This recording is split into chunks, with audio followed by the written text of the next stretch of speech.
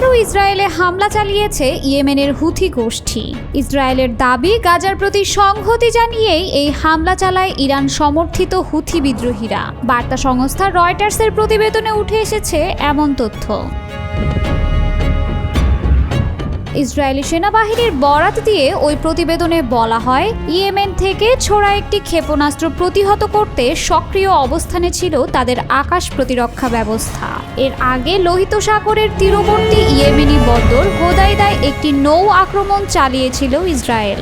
ধারণা করা হচ্ছে, হোদাইদার হামলার জবাবেই এই ক্ষেপণাস্ত্র হামলা চালায় হুথিরা। তেল আবিবের দাবি, ইরান সমর্থিত হুথি বিদ্রোহীরা গাজার সঙ্গে সংহতি প্রকাশের অংশ হিসেবে নিয়মিতভাবে ইসরায়েলে হামলা চালাচ্ছে। সামরিক মুখপাত্র জানিয়েছেন, হুমকির মাত্রা অনুযায়ী প্রতিক্রিয়া জানাচ্ছে তারা। অন্যদিকে আকাশ প্রতিরক্ষা ব্যবস্থাও পুরোপুরি সক্রিয় রেখেছে তারা। ইসরায়েলি প্রতিরক্ষা বাহিনী আইডিএফ জানায়, ইয়েমেন থেকে ইসরায়েলের দিকে ছোড়া একটি ক্ষেপণাস্ত্র বৃহস্পতিবার ভোরে প্রতিহত করেছে তারা। ক্ষেপণাস্ত্রটি মধ্য ইসরায়েল ও জেরুজালেমের আকাশে শনাক্ত হওয়ার পর সাইরেন বেজে ওঠে। বান্ডেল থাকলে প্রতি সেনমানিতে টাকা বাঁচবে। বিকাশ সেনমানি বান্ডেল কিনে জিতুন প্রতি লেনদেনে। পরে আইডিএফ নিশ্চিত করে তারা সফলভাবে ক্ষেপণাস্ত্রটি প্রতিহত করতে সক্ষম হয়েছে।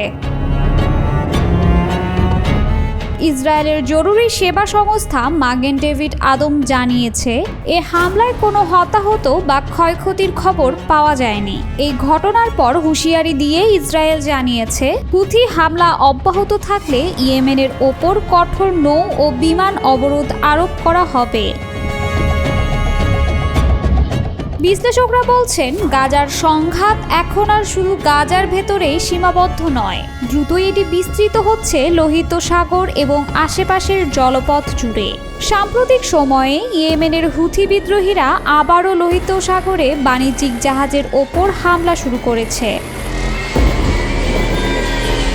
কয়েক মাস শান্ত থাকার পর আবারও রবিবার থেকে এ ধরনের হামলা শুরু করে হুথিরা।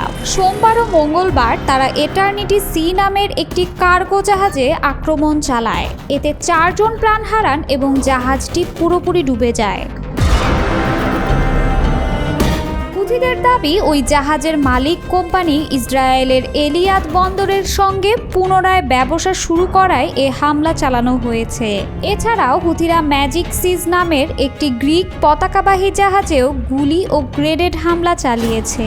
জাহাজটি গুরুতর ক্ষতিগ্রস্ত হলেও সব নাবিক নিরাপদে তীরে ফিরে আসতে পেরেছেন।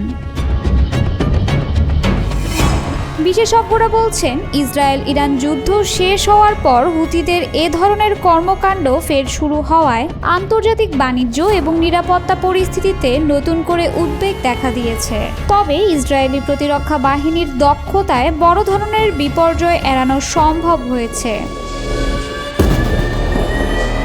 2023 সালের শেষ থেকে হুথি গোষ্ঠী ইসরায়েলগামী বাণিজ্যিক জাহাজ এবং পশ্চিমা সামরিক জাহাজগুলোর ওপর একের পর এক হামলা চালিয়ে আসছে। হুথিরা প্রকাশ্যে জানিয়েছে, যতদিন গাজায় ইসরায়েলি সামরিক অভিযান চলবে ততদিন তাদের হামলাও চলবে।